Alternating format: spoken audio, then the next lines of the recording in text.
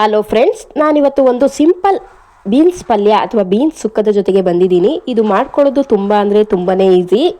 ಇದು ಸಾಮಾನ್ಯವಾಗಿ ಕೆಲವೊಂದು ಮದುವೆಗಳಲ್ಲಿ ಅಥವಾ ಬೇರೆ ಫಂಕ್ಷನ್ಗಳಲ್ಲೆಲ್ಲ ಮಾಡಿರ್ತಾರೆ. ಹೇಗೆ ಮಾಡ್ಕೊಳ್ಳೋದು ತುಂಬ ರುಚಿಯಾಗಿದೆಯಲ್ವಾ ಅಂದ್ಕೊಂಡಿರ್ತೀವಿ. ಆ ಥರ ತುಂಬ ರುಚಿಯಾದಂಥ ಪಲ್ಯನ ನಾನಿವತ್ತು ಮನೇಲೆ ಹೇಗೆ ಮಾಡ್ಕೊಳ್ಬೋದು ಅಂತ ನಿಮಗೆ ತೋರಿಸ್ಕೊಡ್ತಾ ಇದ್ದೀನಿ. ಇದನ್ನ ಮಾಡ್ಕೊಳ್ಳಿಕ್ಕೆ ಸ್ಟವ್ ಮೇಲೆ ಒಂದು ಪ್ಯಾನ್ನ ಇಟ್ಕೊಂಡ್ಬಿಟ್ಟು 3 ರೆಡ್ ಚಿಲ್ಲಿನ ಹಾಕ್ಕೊಂಡಿದ್ದೀನಿ. ಹಾಗೆ ಸ್ವಲ್ಪ ಕರಿಬೇವನ್ನ ಹಾಕ್ಕೊಂಡು ಚೆನ್ನಾಗಿ ಫ್ರೈ ಮಾಡ್ಕೊಳ್ಬೇಕು. ಇದಕ್ಕೆ ನಾನಿವಾಗ 2 ಸ್ಪೂನ್ ಆಗುವಷ್ಟು, ದೊಡ್ಡ ಸ್ಪೂನಲ್ಲಿ 2 ಸ್ಪೂನ್ ಆಗುವಷ್ಟು ಕೊತ್ತಂಬರಿ ಕಾಳನ್ನು ಹಾಕ್ಕೊಳ್ತಾ ಇದ್ದೀನಿ. ಇದು ಕೂಡ ಸ್ವಲ್ಪ ಫ್ರೈ ಆದ ನಂತರ ಇದಕ್ಕೆ ನಾನು 1 ಸ್ಪೂನ್ ಆಗುವಷ್ಟು ಜೀರಿಗೆ, ಹಾಗೆ ಒಂದು ಸ್ವಲ್ಪ ಮೆಂತೆ ಕಾಳನ್ನು ಹಾಕ್ಕೊಂಡಿದ್ದೀನಿ. ಹಾಗೆ 1 ಸ್ಪೂನ್ ಆಗುವಷ್ಟು ಸಾಸಿವೆ. ಇಷ್ಟನ್ನು ಚೆನ್ನಾಗಿ ಫ್ರೈ ಮಾಡ್ಕೋಬೇಕು. ಎಣ್ಣೆ ಏನು ಹಾಕೋದು ಬೇಡ, ಹಾಗೆಯೇ ಡ್ರೈ ಆಗಿ ಫ್ರೈ ಮಾಡ್ಕೋಬೇಕು. ಇದು ತಣ್ಣಗಾದ ನಂತರ ಒಂದು ಮಿಕ್ಸಿ ಜಾರ್ಗೆ ಹಾಕ್ಕೊಳ್ತಾ ಇದ್ದೀನಿ. ಮಿಕ್ಸಿ ಜಾರ್ಗೆ ಹಾಕ್ಕೊಂಡು ಇವಾಗ ಅದಕ್ಕೆ ಸ್ವಲ್ಪ ಹುಣಸೆ ಹಣ್ಣನ್ನು ಸೇರಿಸ್ಕೊಳ್ತಾ ಇದ್ದೀನಿ. ಹಾಗೆ ಒಂದು ಅರ್ಧ ಸ್ಪೂನ್ ಆಗುವಷ್ಟು ಅರಿಶಿನ ಪುಡಿನ ಸೇರಿಸ್ಕೋಬೇಕು.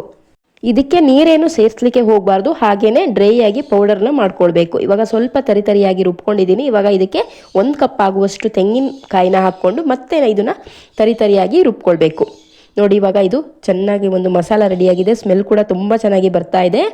ಇದಕ್ಕೆ ಇನ್ನೊಂದು ಇಂಗ್ರೀಡಿಯೆಂಟ್ಸ್ ಹಾಕೋದನ್ನ ಮರ್ತಿದ್ದೆ. ಸ್ವಲ್ಪ ಬೆಲ್ಲ ಹಾಕಬೇಕು. ಅದಕ್ಕೆ ಬೆಲ್ಲನ ಹಾಕಿ ಮತ್ತೆ ಒಂದು ರೌಂಡನ್ನ ಮಿಕ್ಸಿ ರುಬ್ಕೊಂಡು ಇವಾಗ ಅದನ್ನ ಎತ್ತಿ ಸೈಡಲ್ಲಿ ಇಟ್ಕೊಂಡು, ಇನ್ನೊಂದು ಕಡೆ ನಾನು ಪಲ್ಯ ಮಾಡ್ಕೊಳ್ಳಿಕ್ಕೆ ಒಂದು ಸ್ಟವ್ ಮೇಲೆ ಒಂದು ಪ್ಯಾನ್ನ ಇಟ್ಕೊಂಡ್ಬಿಟ್ಟು ಒಂದು 5 ಸ್ಪೂನ್ ಎಣ್ಣೆ, 1 ಸ್ಪೂನ್ ಆಗುವಷ್ಟು ಸಾಸಿವೆ ಹಾಕ್ಕೊಳ್ತಾ ಇದ್ದೀನಿ. ಹಾಗೆಯೇ 1.5 ಸ್ಪೂನ್ ಆಗುವಷ್ಟು ಉದ್ದಿನಕಾಳು, 2 ಸ್ಪೂನ್ ಆಗುವಷ್ಟು ಕಡಲೆಬೇಳೆ ಸೇರಿಸ್ಕೊಳ್ತಾ ಇದ್ದೀನಿ.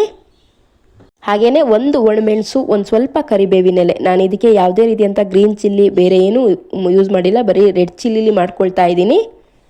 ಈ ಕಾಳುಗಳು ಸ್ವಲ್ಪ ಕಲರ್ ಚೇಂಜ್ ಆಗುವವರೆಗೂ ಎಣ್ಣೆಯಲ್ಲಿ ರೋಸ್ಟ್ ಮಾಡ್ಕೊಳ್ಬೇಕು. ಇವಾಗ ಇದಕ್ಕೆ ನಾನು ಬೀನ್ಸನ್ನು ಹಾಕ್ಕೊಳ್ತಾ ಇದ್ದೀನಿ. ನಾನು ಮೊದಲೇ ಒಂದು 1/4 kg ಆಗುವಷ್ಟು ಬೀನ್ಸನ್ನು ಚೆನ್ನಾಗಿ ವಾಶ್ ಮಾಡಿ ಕಟ್ ಮಾಡಿ ಇಟ್ಕೊಂಡಿದ್ದೆ. ಇವಾಗ ಒಗ್ಗರಣೆಗೆ ಸೇರಿಸ್ಕೊಂಡು ಚೆನ್ನಾಗಿ ಮಿಕ್ಸ್ ಮಾಡ್ಕೊಳ್ತಾ ಇದ್ದೀನಿ. ಇವಾಗ ಇದಕ್ಕೆ ರುಚಿಗೆ ತಕ್ಕಷ್ಟು ಉಪ್ಪನ್ನು ಕೂಡ ಸೇರಿಸ್ಕೊಳ್ತಾ ಇದ್ದೀನಿ. ಉಪ್ಪನ್ನ ಇವಾಗಲೇ ಹಾಕ್ಕೊಳ್ಳಿ, ಮರ್ತು ಬಿಡಬೇಡಿ. ಯಾಕಂದರೆ ಉಪ್ಪು ಚೆನ್ನಾಗಿ ಅದು ಬೀನ್ಸ್ಗೆ ಇಟ್ಕೊಂಡ್ರೆ ತುಂಬ ಟೇಸ್ಟಿಯಾಗಿರುತ್ತೆ. ಇವಾಗ ಮುಚ್ಚಿಬಿಟ್ಟು ಒಂದು 5 ನಿಮಿಷ ಹಾಗೆ ಬಿಡ್ತೀನಿ. ಯಾಕಂದರೆ ಅದು ಎಣ್ಣೆಯಲ್ಲಿ ಬೆಂದರೆ ತುಂಬ ಚೆನ್ನಾಗಿರುತ್ತೆ. ಹಾಗಾಗಿ ಇವಾಗ ಮತ್ತೆ ಅದನ್ನು ಮುಚ್ಚಳ ಎತ್ಬಿಟ್ಟು ಇದಕ್ಕೆ 1 ಗ್ಲಾಸ್ ಆಗುವಷ್ಟು, ಚಿಕ್ಕ ಗ್ಲಾಸಲ್ಲಿ 1 ಗ್ಲಾಸ್ ಆಗುವಷ್ಟು ನೀರನ್ನು ಹಾಕಿ ಬೇಯಿಸ್ಕೊಳ್ತಾ ಇದ್ದೀನಿ. ಮಧ್ಯದಲ್ಲಿ ಈ ಥರ ಕೈ ಆಡಿಸ್ಕೊಳ್ತಾ ಇರಿ. ಬೀನ್ಸ್ ಬೇಯಲಿಕ್ಕೆ ಎಷ್ಟು ನೀರು ಬೇಕೋ ಅಷ್ಟು ನೀರನ್ನು ಹಾಕ್ಕೊಂಡು ಬೇಯಿಸ್ಕೋಬೇಕು. ತುಂಬ ಜಾಸ್ತಿ ನೀರು ಹಾಕಲಿಕ್ಕೆ ಹೋಗಬೇಡಿ. ನಾನು ಚಿಕ್ಕ ಗ್ಲಾಸಲ್ಲಿ 1 ಗ್ಲಾಸ್ ಆಗುವಷ್ಟು ನೀರನ್ನು ಹಾಕಿದ್ದೆ. ಇವಾಗ ಬೀನ್ಸ್ ಕೂಡ ತುಂಬ ಚೆನ್ನಾಗಿ ಬೆಂದಿದೆ. ಇವಾಗ ಇದಕ್ಕೆ ನಾನು ರುಬ್ಬಿರುವಂಥ ಮಸಾಲನ ಹಾಕ್ಕೊಳ್ತಾ ಇದ್ದೀನಿ. ಈ ಮಸಾಲ ಹಾಕೋವಾಗ ಉರಿನ ಸ್ವಲ್ಪ ಕಮ್ಮಿ ಇಟ್ಕೊಳ್ಳಿ, ಯಾಕಂದರೆ ಅದು ತಳ ಇಟ್ಕೊಬಿಡುತ್ತೆ. ಹಾಗಾಗಿ ಇವಾಗ ಎಲ್ಲದನ್ನೂ ಹಾಕಿಬಿಟ್ಟು ಚೆನ್ನಾಗಿ ಒಂದ್ಸರಿ ಮಿಕ್ಸ್ ಮಾಡ್ಕೊಳ್ತಾ ಹೋಗಬೇಕು. ಇದು ಹಾಕಿದ್ಮೇಲೆ ನೀರೇನು ಸೇರಿಸ್ಲಿಕ್ಕೆ ಹೋಗಬೇಡಿ, ಯಾಕಂದರೆ ಅದು ಡ್ರೈ ಆಗಿದ್ರೇ ಪಲ್ಯ ಚೆನ್ನಾಗಿರುತ್ತೆ. ಇವಾಗ ಅದನ್ನು ಚೆನ್ನಾಗಿ ಮಿಕ್ಸ್ ಆದ ನಂತರ ಇದಕ್ಕೆ ನಾನು ಕೊನೆಯಲ್ಲಿ ಕೊತ್ತಂಬರಿ ಸೊಪ್ಪನ್ನ ಹಾಕ್ಕೊಳ್ತಾ ಇದ್ದೀನಿ. ಕೊತ್ತಂಬರಿ ಸೊಪ್ಪನ್ನ ಹಾಕಿಬಿಟ್ಟು ಮತ್ತೆ ಒಂದ್ಸರಿ ಚೆನ್ನಾಗಿ ಮಿಕ್ಸ್ ಮಾಡಿಬಿಟ್ಟು ಮತ್ತೆ ಒಂದು 5 ನಿಮಿಷ ಇದನ್ನು ಮುಚ್ಚಿಬಿಟ್ಟು ಬೇಯಿಸ್ಕೊಳ್ಳಿ. ಯಾಕಂದರೆ ಮಸಾಲ ಹಾಕಿರ್ತಾರಲ್ವ, ಆಮೇಲೆ ಒಂದ್ಸರಿ ಈ ಥರ ಬೆಂದರೆ ತುಂಬ ಚೆನ್ನಾಗಿರುತ್ತೆ. ಹಾಗಾಗಿ ಸಾಮಾನ್ಯವಾಗಿ ಈ ಥರ ಪಲ್ಯಗಳನ್ನ ಈ ಫಂಕ್ಷನ್ಗಳಲ್ಲಿ ಮಾಡ್ಕೊಳ್ತಾರೆ. ತುಂಬ ರುಚಿಯಾಗಿರುತ್ತೆ. ಅದು ಹೇಗೆ ಮಾಡ್ಕೊಳ್ಳೋದಪ್ಪ ಅಂತ ಅಂದ್ಕೊಳ್ತಿರ್ತೀವಿ. ತುಂಬಾ ಈಸಿ ಇದು ಮಾಡ್ಕೊಳ್ಳೋದು.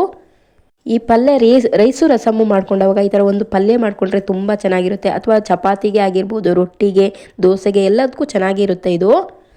ಇವಾಗ ರುಚಿಯಾದಂಥ ಬೀನ್ಸ್ ಪಲ್ಯ ರೆಡಿಯಾಗಿದೆ. ಈ ಥರ ಬೀನ್ಸ್ ಪಲ್ಯ ನೀವೊಮ್ಮೆ ಟ್ರೈ ಮಾಡಿ ಹೇಗೆ ಬಂತು ತಿಳಿಸಿ. ಇದೇನಾದರೂ ನಿಮಗೆ ಇಷ್ಟ ಆದರೆ ನನ್ನ ಚಾನಲ್ ಸಬ್ಸ್ಕ್ರೈಬ್ ಮಾಡ್ಕೊಳ್ಳೋದನ್ನ ಮರಿಬೇಡಿ ಅಂತ ಕೇಳ್ಕೊಳ್ತಾ ಇದ್ದೀನಿ.